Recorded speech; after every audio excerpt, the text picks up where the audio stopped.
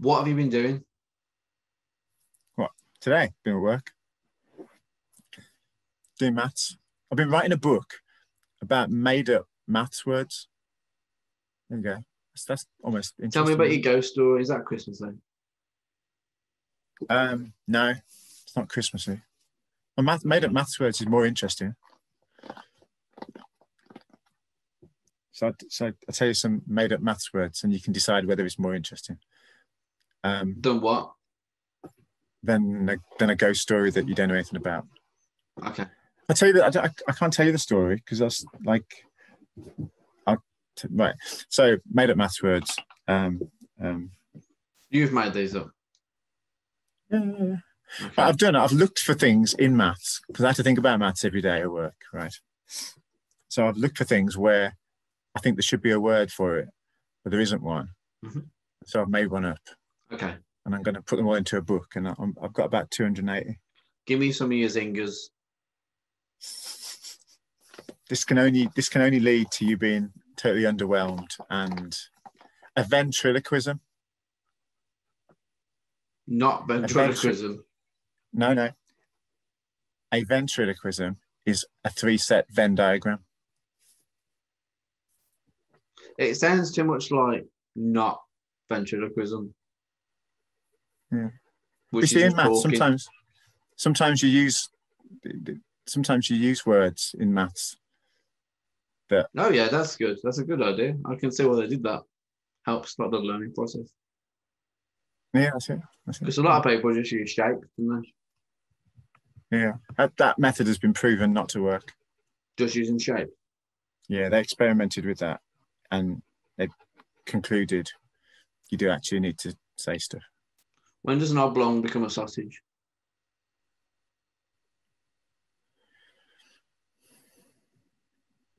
They're fundamentally different, aren't they? I would say.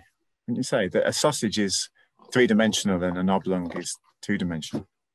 Do you think we'd have to have at least another dimension added to it? Do you know what the difference is between an oblong and a rectangle?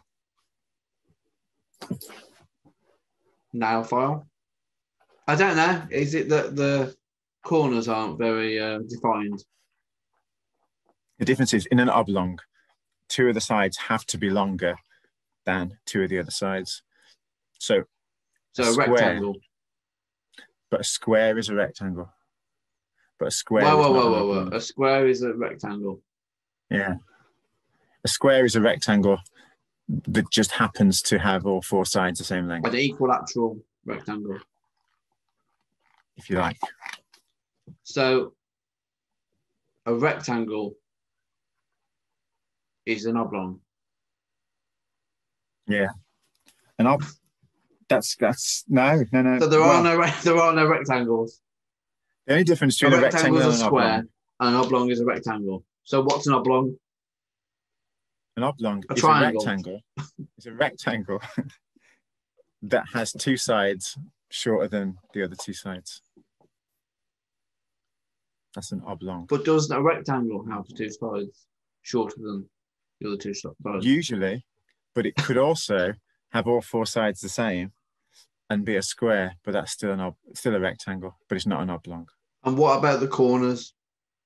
They're still square corners. And then there's an obshort. An obshort is a rectangle where 2 of the sides are shorter than the other 2 sides. Wouldn't that be the same as 2 sides being longer than the other 2 sides? You'd think so. But then it doesn't. They're equivalent, but not the same. Right. Could you draw this?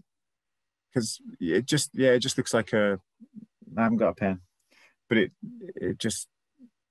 they look the same. What if obshorts and oblongs look the same?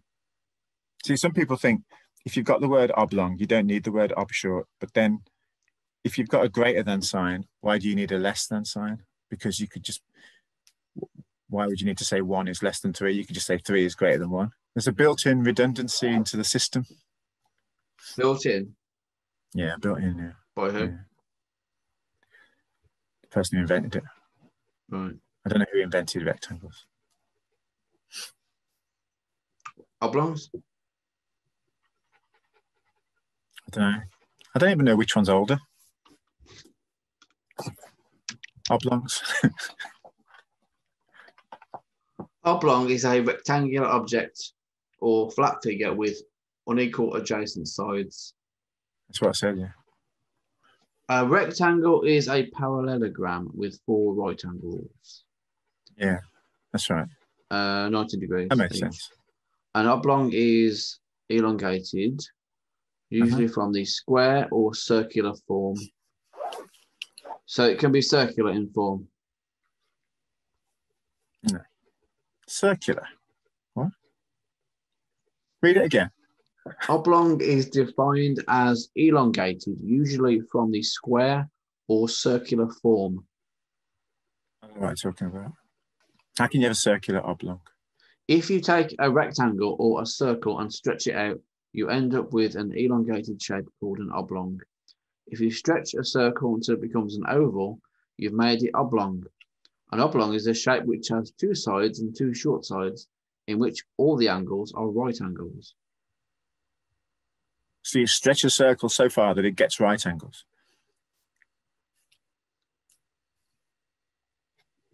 Yeah. What website are you on? Is it like just some... Are you sure it's not meant to be a comedy website and you just can't tell? Mm-hmm. Could be, couldn't it? As far as I am aware, an oblong can have rounded corners. Rounded edges. Yeah, Like one of those boxes on PowerPoint that you can load on. Yeah. Not like an egg, not like an oval, but like just rounded equal, corners. Yeah, but yeah, equal rounded corners then. Okay. Is that not an oblong? Goodness knows. You've confused me now, Damon. I have no idea. Let me Google it. Oblong. What is an oblong? I mean, you seem so certain. Yeah, I was. A rectangular object or flat figure with unequal adjacent sides. That's what the dictionary said. Well, isn't a rounded rectangle an oblong? Isn't a rounded oblong a rectangle? Circular oblong.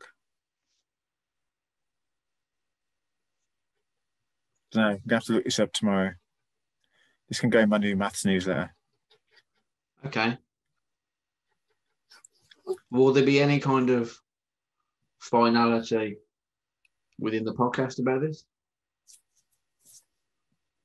No. I don't think that's not going to happen, is it? Doubtful. Yeah. Should we just make something up and pretend that we know the answer? Yeah. So, let's pretend you found something out. Oh, look at this. Right.